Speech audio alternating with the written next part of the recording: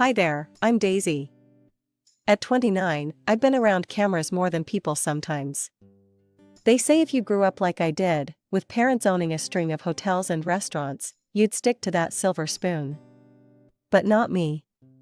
I ditched the family business for a camera and nature's own backdrop. Freelancing was my jam, shooting for whoever liked my style, magazines mostly, sometimes ads, you know the deal. So, here's how it all kicked off. My trusty old camera, the one that saw me through countless shoots, finally gave up on me. Kaput. And instead of clicking my way to a quick online fix, I figured I'd hit the local tech shop. Needed to feel the heft of a new camera in my hands before buying. Walking into that tech store was like any other day, except it wasn't. I browsed through the aisles of cameras when this guy, about my age, popped up beside me. Looking for something specific, he asked, his tone casual, not the usual sales pitch I expected. Yeah, something that won't bail on me mid-shot, I replied, half joking. He chuckled. I get that. What's your focus? Landscape, portraits, street scenes? Mostly nature, but I like to mix it up with urban landscapes. Keeps things fresh, I explained, warming up to his genuine interest. Mark, that was his name, walked me through the latest models, explaining specs like he was reciting his favorite book. Not once did he try to shove the priciest tag in my face. It was refreshing. So, what do you think? Willing to take this one for a spin? He gestured towards a sleek model that seemed to fit the bill. Might as well. Can't have my next gig without a reliable sidekick. I grinned, making the decision easier than I thought. Mark processed my purchase, and as he handed over the bag, he tossed in, "Hey, I could use your number. You know, just to make sure everything's working great for you." I laughed, seeing right through his not-so-sly move. Sure, why not? But if I end up with spam texts, you're buying me coffee as compensation. Mark did call, not about the camera, but to ask me out. I said yes. Why not, right? Life's short and all that. After the camera store meet cute, Mark and I were pretty much inseparable. You know how it is when you just click with someone? Yeah, that was us. Always out and about, him with his quirky facts about tech, and me showing him the city through the lens of my camera. One chilly evening about 6 months in, Mark called me up, all excited. Daisy, pack a bag for the weekend. I've got a surprise. Mark, I swear if you've signed us up for some weird survival camp, you're sleeping on the couch. I joked, but I was already pulling on my boots. He picked me up in his rickety old Jeep. God, that thing was a death trap, but he loved it, and we headed out of the city. It was one of those drives where the music's playing, but you're both kinda lost in your own thoughts, you know? Excited, a bit nervous, wondering what's up. Turned out, he booked us a little cabin by the lake. Not fancy, but perfect. Just us, the woods, and a sky full of stars. That night, we sat by the fire, roasting marshmallows, the cheap ones that turn perfect golden brown, and I could tell he was itching to say something. So, Daisy, you know I suck at this kinda stuff. Mark started, poking the fire with a stick. But, I've been thinking a lot. I raised an eyebrow, munching on a marshmallow. Thinking can be dangerous, Mark. What's on your mind? He chuckled, took a deep breath, and then turned to me, his face half lit by the firelight. I love this, you know? Us. And I'm kinda hoping you do too. I leaned in, nudging his shoulder. Yeah, I kinda do. He fumbled in his pocket, pulled out a small box, and it hit me. Oh, this is happening. Mark just went silent, looking serious and kinda scared all at once. Marry me, Daisy. For real. The box popped open, and there it was. A simple ring, nothing flashy. Just perfect. I didn't expect to, but I laughed. It was either that or cry, right? Mark, this is the worst proposal ever. Of course, I will. He grinned, relief washing over him. Damn, I thought you'd need more convincing. Just promise me no more surprises like this without a warning. No promises. he teased, slipping the ring on my finger. We spent the rest of the night just sitting there, the fire dying down, talking about what this all meant for us. No big dreams, just real stuff, like whether we should get a new couch or if his Jeep would make it through another winter. The next day, we spent it lazy by the lake, skipping stones, and talking about how to break the news to our families. Mark's a bit estranged from his folks, they're tough nuts, always on about money and whatnot. He warned me they might not take it well, seeing as I wasn't exactly rolling in dough in their eyes. Let them talk, I said, tossing a stone across the water. We know what we have, and that's enough. Mark nodded, watching the ripples. Yeah, it's us against the world, huh? Always, I confirmed, knowing it wouldn't be easy, but also that it'd be worth it. Little did I know just how rocky it would get with his family, but for that moment, it was just us and the future. And that was enough. A couple of weeks after Mark popped the question, it was time to meet the infamous in-laws. We drove over to their place on a Sunday. I was a bundle of nerves, fussing over my hair and my clothes, wanting to make a good impression. The moment we stepped through the door, it was like walking into a cold gust. Mark's mom looked me up and down as if I was something the cat dragged in. His dad wasn't much warmer, eyeing us with this skeptical squint that made my stomach knot. So, Daisy was it? His mom started, not even a smile. Who do you work for? What's your salary like? I blinked, taken aback by the bluntness. I'm a freelance photographer. I work for myself, so my income varies. At that, Mark's sister, who had been lounging on the couch with her phone, looked up and snorted. Freelance? Sounds like a fancy word for being jobless. Mark could have picked anyone, and he ends up with a beggar from an alley. Their laughter stung, and I felt my face go hot with embarrassment. Mark's hand found mine, giving it a squeeze. Hey, that's enough, he snapped, his voice firm, more forceful than I'd ever heard it. I love her, and she's brilliant at what she does. That's all you need to know. His mom rolled her eyes, but dropped the subject. Dinner was a tense affair, with me trying to make polite conversation while dodging snide remarks about my little hobby. It was a relief to finally say our goodbyes. After that disaster, it was my turn to introduce Mark to my parents. We met them at a cozy little cafe downtown, a far cry from the tension at his family's place. My parents were all smiles when we walked in, pulling us into warm hugs. Mark, we've heard so much about you, my mom gushed, leading him to a table by the window. We're just ordinary pensioners now, my dad chimed in, his eyes twinkling as he shook Mark's hand. Used to run a small business back in the day, nothing too grand. He winked at me, a silent promise to keep our little secret just that, a secret. Mark had no idea he was sitting across from two people who could buy his parents' house 10 times over without blinking. And that's how I wanted it, at least for now. So, Mark, tell us about yourself. Daisy's told us bits and pieces, but we want to hear it from you, my mom said, her tone inviting.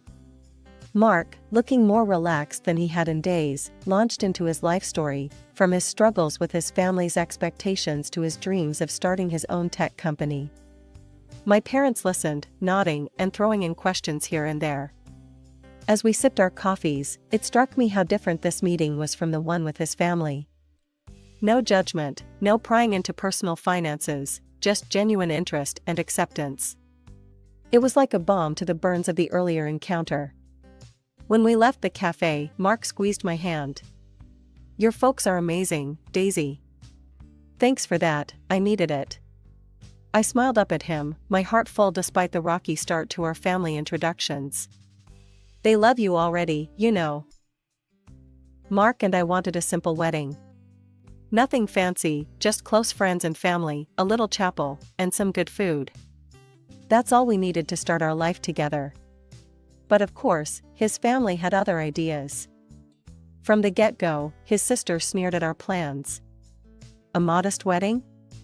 More like a beggar's bash, she laughed one evening over dinner at their place, making everyone but Mark chuckle. His mother chimed in, Really, Mark, you're setting yourself up to look like you can't afford anything better. I tried to keep my cool, focusing on my food. It's our wedding. We want it to be intimate and personal, I explained, hoping to smooth things over. Mark backed me up. Daisy's right. It's our day, our way. The wedding day arrived, and it was everything I dreamed of, simple and sweet. But true to form, Mark's mom and sister barely hid their disdain. They didn't mingle with my family, just sat there looking like they'd swallowed lemons. My parents tried to chat with them, but got icy stares in return. After the ceremony, when Mark and I moved into my apartment, that's when the real fun began. His mom and sister started dropping by unannounced, always around mealtime. They'd sit at my table, eating the food I made for us, while throwing digs about how I was living off Mark now. "So, Daisy, still snapping pictures for pennies?" his sister would ask, a smirk playing on her lips. I kept my tone light but firm. "I do well enough. Photography can be pretty lucrative, you know." They exchanged looks, clearly not buying it. One afternoon, his sister, who was supposedly job hunting, asked outright, "Come on, how much do you really make? Enough to keep my brother happy?" Before I could answer, Mark jumped in, his voice tight with annoyance. "That's none of your business. Daisy's not living off me. We're partners." Their visits became more frequent, and his sister's demands grew more audacious. She'd call Mark, right in front of me, asking him to transfer money so she could go out with her friends. "Mark, I'm a bit short this month. Can you throw some cash my way?" she'd say, her voice loud enough for me to hear. Sometimes Mark would give in, sending her money. Other times, he'd refuse, and boy, did she throw a fit. "You're my brother. How can you leave me hanging while you play house with her?" One day, after she stormed out following another of her tantrums about money, I turned to Mark. "We need to set some boundaries. This can't go on." He sighed, rubbing his temples. "I know, Daisy. I'm sorry. It's just hard, you know? They're family." Things between Mark and his family had been teetering on the edge of outright hostility, and it all came crashing down one Sunday dinner at his mother's house. We knew walking into that den was risky, but it was his sister's birthday dinner in a couple of months, and she had her heart set on something pricey. We were barely through the door when his sister launched into her wish list. "Mark, you know what I want for my birthday, right? That designer bag I showed you last week. It's only a little over $1,000. Mark frowned, setting his jaw in that way he does when he's about to lay down the law. "Lisa, we've talked about this. I can't be dropping that kind of money anymore. I'm married now, and we have our own expenses." Lisa's face twisted up like she'd bitten into a lemon. "Oh, come on. Since when do you back down from spoiling your little sis? What, has Daisy got you on a leash now?" The table went quiet. You could have heard a pin drop. I felt every eye on me, especially the burning glare from his mother. Mark shook his head, reaching over to squeeze my hand under the table. "Lisa, no. I'm sorry, but we've made a budget, and we're sticking to it." That set Lisa off. She stood up, knocking her chair back with a loud scrape that made me jump. "This is all your fault," she shrieked at me. "You're just sucking him dry, taking all his money and attention. He used to have enough for me before you." I tried to keep my voice calm, but it was hard. "Lisa, I haven't asked Mark to stop helping you out. We're just being responsible." And with that, his mom chimed in, siding with Lisa as always. "Mark, she's your sister. You can't let her down. What kind of brother are you if you can't help her out?" Mark stood, pulling me up with him. "Enough. We're leaving. I'm not going to justify our personal decisions here." We left amid Lisa's cries and his mom's accusing eyes. It was the last straw. We decided then and there to cut off communication for a while. We needed peace, a break from the drama. So, we packed up a few days later and went on a small trip, just the two of us, to clear our heads. Coming back from that trip felt like a breath of fresh air, until we found out Lisa hadn't given up. She broke into our apartment while we were collecting the last of our things from the car. "You You think you can just go off on vacations with my brother's money while I get nothing? Lisa was in my face the second I walked in, her voice so loud it echoed off the walls. What are you talking about, Lisa? I use my own money for our trips. I tried to keep calm, but seeing her rifling through my closet, throwing my clothes around, made my blood boil. Lies. All this. She waved at my stuff scattered on the floor. Bought with Mark's money, right? Living the high life while I get scraps. Before I could stop her, she grabbed my new camera from the desk and hurled it to the floor. The crash was like a physical blow. That's enough. I screamed, my patience snapping. Get out of our apartment, now. When Mark came back and saw the mess, the broken camera, he was furious. He called Lisa, yelling into the phone while I tried to salvage what I could of my equipment. She hung up on him, but not before hurling a few choice insults. Mark turned to me, his face softening. I'm so sorry, Daisy. I'll get you a new camera. We'll figure this out. I nodded, too upset to speak. We cleaned up together, the silence between us heavy with unspoken promises to never let his family tear at us like this again. A few weeks after the camera debacle, Mark got a call from Lisa. She was all chirpy, which was a rarity, announcing her birthday bash and, surprise, her engagement. They were celebrating at Monte Cristo's, the fanciest joint in town. Normally, the mention of such a swanky place would have me rolling my eyes, but this time, I couldn't help but smile. Mark noticed and looked puzzled. What's up? Thought you'd want to steer clear of anything involving Lisa after everything, he said, clearly hesitant. I leaned over, whispering, Trust me, we need to go to this one. There's a reason. He studied my face for a second, then nodded. All right, if you say so. The night of the dinner, we dressed up, Mark in a sleek suit that made him look like a movie star, and me in a simple but elegant black dress. As we approached Lisa's reserved area, I spotted the whole clan gathered around a large table, Mark's parents, some aunts and uncles, and Lisa's new fiancé, a slick-looking guy with a too-tight smile. Lisa, spotting us, waved us over with a grin that didn't reach her eyes. There's the happy couple. Come join us, celebrate my birthday and engagement, she called out, loud enough for nearby tables to glance our way. As we got closer, I noticed there was exactly one chair free. Lisa's eyes twinkled maliciously as she took it all in. Mark's mom, seeing our hesitation, spoke up with a snide tone. Oh, it seems we're short a chair. This table is for family members, anyway. Lisa chimed in, her voice sugary with malice. Yeah, Daisy, you can stand or maybe find a spot at the bar? The relatives murmured, some with smirks, others just uncomfortable. Mark was red in the face, fists clenching as he turned to me.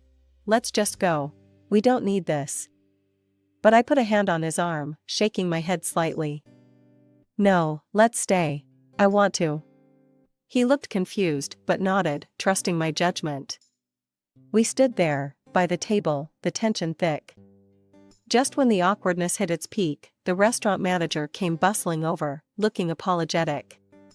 I'm terribly sorry, but it seems we're quite full tonight, no spare chairs available at this moment, he said, his eyes darting between us and the smug faces of Mark's family.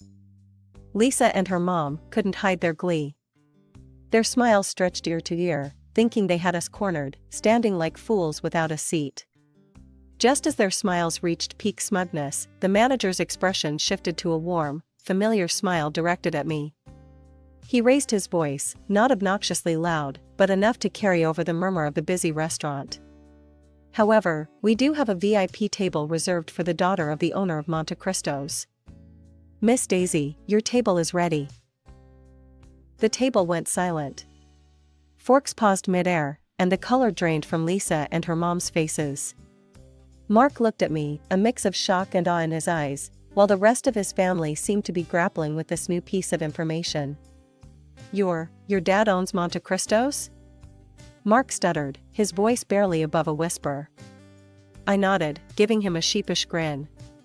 I wanted you to love me for me, not for for this. I gestured around the opulent setting of the restaurant. He chuckled, shaking his head in disbelief. You were right not to tell. God, can you imagine the shopping lists I'd be handed otherwise? We both laughed, the tension easing as we followed the manager to our VIP table, a beautifully secluded spot with a stunning view of the city skyline. The whispers from Mark's family followed us, their earlier triumph replaced by stunned silence. We had just settled into the comfort of our private table, sipping on champagne that suddenly tasted sweeter, when half an hour later, a sheepish Lisa and her equally embarrassed mom approached us. Their earlier arrogance had evaporated, replaced by awkward shame. Daisy, we didn't realize, well, we sort of went overboard with the ordering. Lisa stuttered, not meeting my eyes. The bill is a bit more than we can handle. Could you? Since you're family. I raised an eyebrow, cutting her off. Oh, but I thought you said I wasn't really family? You know, at the table earlier? My voice was calm, but the point hit hard. Her mom chimed in, desperation lacing her tone. Daisy, please, we just didn't know. Help us out here? Mark squeezed my hand under the table, a silent signal of support. I looked at them both, their faces a mix of embarrassment and hope, and then back at Mark, who nodded slightly. I think it's best if you handle your own bill tonight, I said firmly. After all, it's important to live within one's means, wouldn't you agree? Lisa's face fell, and her mother's mouth tightened. They turned away without another word, heading back to their table to face the music of their own making. After the big reveal at Monte Cristo's, life took on a new rhythm for Mark and me. His family, once sharp with their words and cold with their actions, switched gears so fast you'd think they'd been fans of mine all along. Their sudden sweetness, all sugar-coated compliments and eager invitations, felt like watching bad actors in a worse play. We weren't buying tickets to that show, though. We kept our distance, content in our own little world. Things got even more interesting when we heard through the grapevine that Lisa's fiancé had called it quits, right after the dinner debacle. Can't tie myself to that kind of drama, he supposedly said. Can't say I blamed him. Mark and I were at my parents' house when we found out, enjoying one of those perfect afternoons that felt borrowed from a storybook. We were out on the terrace, the city sprawling peacefully below, sipping tea as the sun dipped low. So, they're trying really hard, huh? Mark mused, nodding toward his phone, which had been buzzing with texts from his mom. I chuckled, rolling my eyes. Trying too hard. It's almost embarrassing. But I'm more interested in what's happening with you and my dad. Mark's face lit up, the way it always did when he talked about his dreams. Your dad's incredible, you know? He offered to fund my startup. Said he's been looking for a new venture and thinks my tech idea has legs. My mom, who had joined us with a fresh pot of tea, smiled knowingly. We always believed in helping dreams grow. And we believe in you, Mark. He reached over, squeezing her hand gratefully. Thank you, Ellen. That means more than I can say. The conversation shifted to future plans, dreams of a tech company that could change the small world of ours, and eventually, to the family Mark and I hope to start soon. You think you're ready for the whole parenting adventure? My dad asked, a twinkle in his eye. Mark laughed, a sound full of warmth and life. With Daisy? I'd be ready for anything.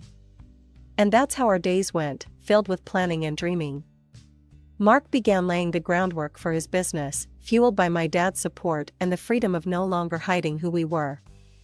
And as for me, I kept shooting, capturing the world through my lens, only now I sometimes caught glimpses of a future that included a little one tugging at my skirt, asking to see what mommy sees. One quiet evening, as Mark and I lounged on our couch, the city lights twinkling like a promise outside our window, I broached the subject that had been on my mind. Mark, do you ever think about how crazy it is? How everything turned out? I asked, tucking my feet under his legs. He chuckled, pulling me closer. Every day. But I wouldn't change a thing. Not really. Not even your sister's theatrics? I teased. Well, maybe that, he conceded with a grin. But it brought us here, didn't it? To this moment. The rest of the night was spent making more plans, talking about nursery colors and the kind of parents we wanted to be. It was real, it was ours, and it was just beginning. As we finally turned in, the last thing I saw was the ring on my finger, a glittering reminder of where we'd been and where we were going. And I fell asleep thinking, this, right here, is what happiness feels like.